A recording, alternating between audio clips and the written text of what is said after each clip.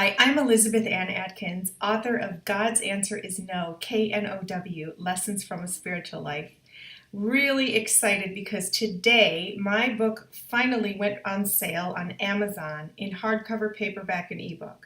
I have been writing my memoir on and off for 16 years and I finally finished. So today is a huge day of celebration for me, tremendous sense of accomplishment, but I want to share with you if you have any desire to write your memoir, which I strongly encourage because it has many benefits to you and to others. I want to share some things that I did to finally get this book done. So some of them might be kind of surprising, but I'm going to share them with you because it really works. And let me share that surprising one first. It's celibacy. I know that sounds really boring, not fun at all, but as you'll read in my story, I'm deeply spiritual and I get constant divine guidance 24/7. And at the outset of wishing to complete this book, finally, my divine voice within said, "Don't have sex." And I'm like, what? And then I understood. There's something called sex transmutation that's in Napoleon Hill's book, Think and Grow Rich, which I never really understood.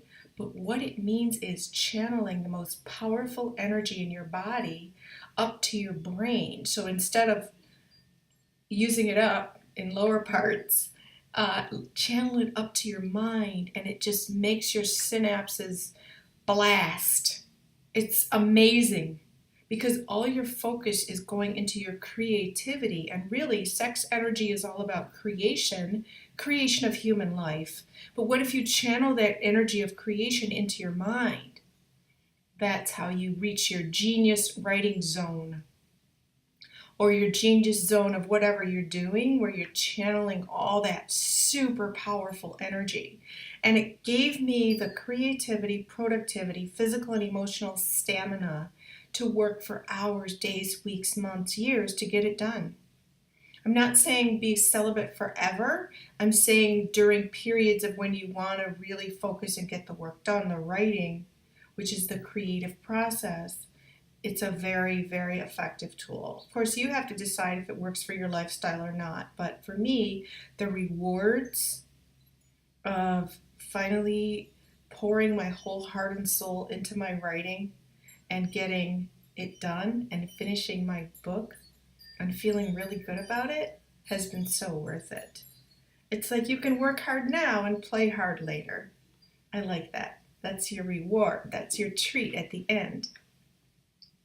So the second ingredient to finally finishing my book and getting it published today by Two Sisters Writing and Publishing, which is the company I started with my sister, Catherine M. Greenspan, is discipline.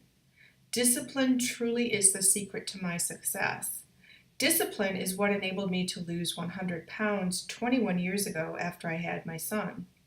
Discipline is what enables me to go to the gym, do yoga, journal, clear my chakras, eat super healthy on a very strict regimen that enables me to have maximum energy in my brain and body as I'm working, as well as connectivity to the divine, which also empowers my writing with creativity. So discipline in getting enough sleep, discipline in eating, discipline in exercising, discipline in lifestyle. That means saying no to temptations, saying no to distractions, saying no to things that will derail your goals. Discipline. It's kind of like when you go to the gym and you flex your muscles to work out. The more you do, the stronger they get. So the more you flex your discipline, the stronger your discipline is going to be next time around.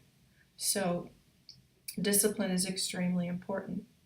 Another secret to my success in finally completing my memoir, which is 400 pages long, is intermittent fasting. Now, if you'd have told me a year ago that I would be doing intermittent fasting, I didn't even know what it was. And I didn't embark on it on purpose. It just sort of evolved about 5 months ago. I do green drinks. I do kale smoothies twice a day. I've been doing that since 2013. And it's kale, avocado, spinach, herbs of my choice. For example, basil is super flavorful with garlic, just delicious. And I put avocado in it, which is a super healthy fat, one of my favorite foods, really good for you. And the fat in the avocado has tremendous satiety, however you say that word. It makes you be satisfied for a long time. Because of the high fat content, it keeps your hunger at bay. And therefore, when I have my green drink in the morning with coffee, I don't get hungry for a long time. And then later, sometimes I have a green drink or two for dinner and then a snack later, and I don't get hungry in the evening at all. So sometimes I only eat one meal a day. So what intermittent fasting to me means, having one meal or two small meals a day. And I heard somebody say it's a formula of 16-8. So for 16 hours, I'm not eating solid food, and then during a window of 8 hours, and it's not really even that many, I do eat solid foods. So this might sound dreadful, but the payoff for me is tremendous mental clarity, tremendous connectivity to the divine, which means the inner guidance, the wisdom that I get from spirit, which I attribute to my success on every level, empowers my work, empowers my body, and empowers my creativity. And so that means more to me than indulging in whatever whimsical thing I might want to eat. But here's the secret. Once you get into this groove of calibrating your nutrition for your mind, body, spirit, so that you're operating at maximum capacity, you have zero temptation to veer off of this regimen. Zero. Chocolate, bread, which, I eat gluten-free bread sometimes because I'm allergic to flour, but zero temptation to eat other stuff because this feels so good. My skin is crystal clear. I sleep great. My brain is just on and popping all the time. And when you eat certain things, you might get the itis, which means get sleepy after you want to go to sleep after you eat certain things that are heavy or greasy or whatever. Zero desire for that.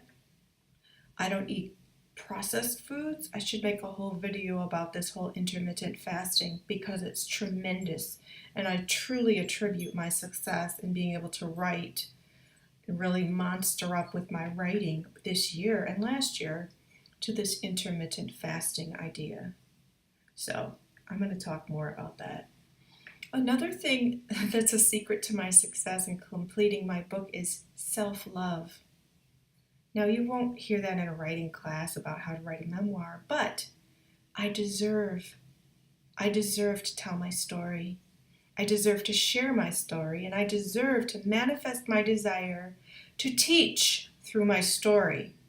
So in my book, I tell my life story from birth to now, and then I also have a section called Ascend, 8 Steps to an Infinite You.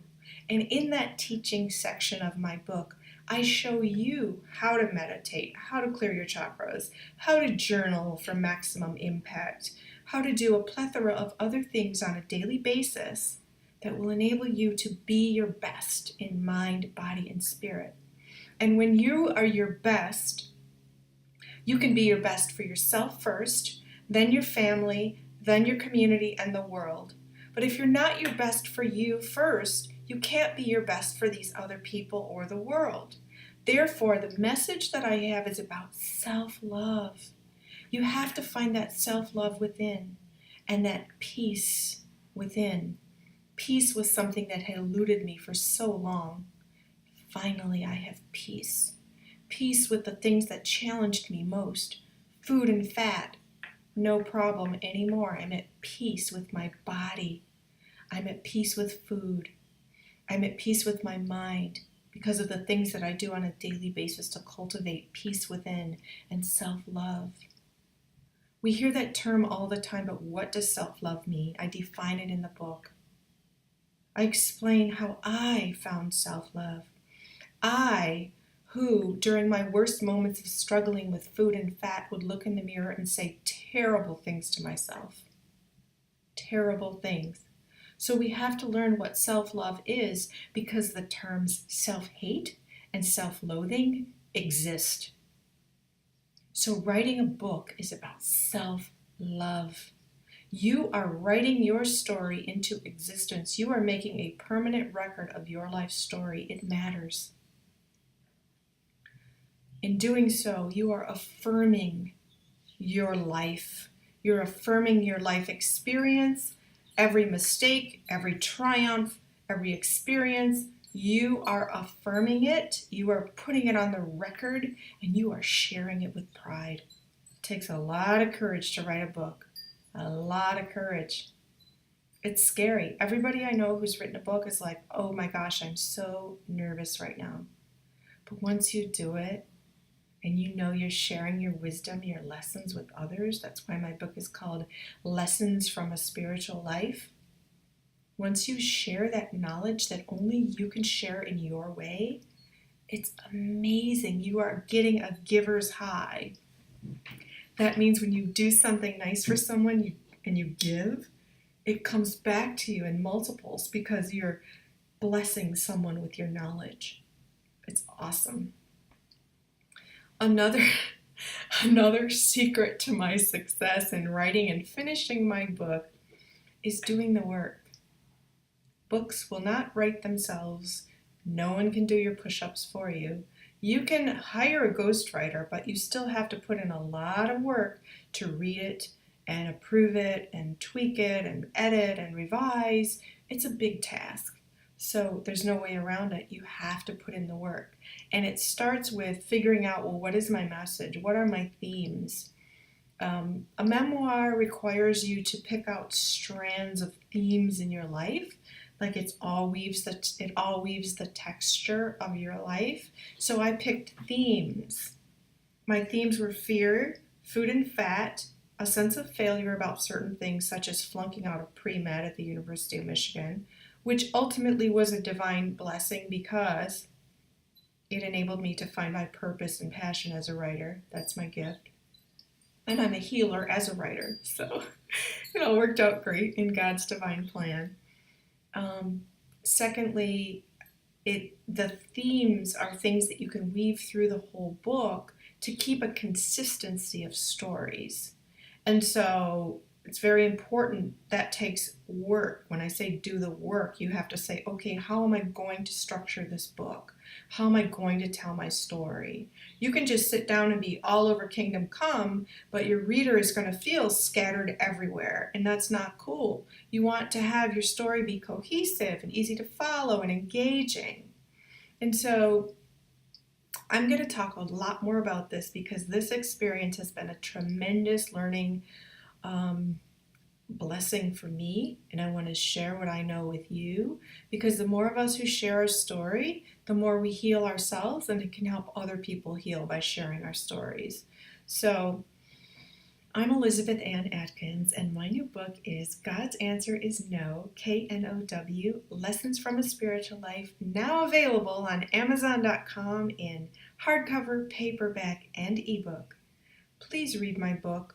If you're in a book club, I would love to speak with you, whether virtually or in person. I'd love to speak at your organization about my messages in my book that are all about self-empowerment through inner peace and self-love. And I'd love to be interviewed by you for your blog or your media report or your podcast. And I just really want to share my messages that can help you in any way that I can. So thank you for listening. Please like, share, and comment. If you have any questions about writing a book, please write me a comment. I would be delighted to answer them. You can also visit us at twosisterswriting.com. That's the company I have with my sister, and you can learn more about my book at godsanswerisno.com. So please write your memoir. Please do the work. Please commit to it. You will be so grateful that you did that tremendous gift for yourself. I wish you the best. And again, my name is Elizabeth Ann Atkins. Please like, share, and comment. I'd love to hear from you. Have a great, wonderful day and happy writing.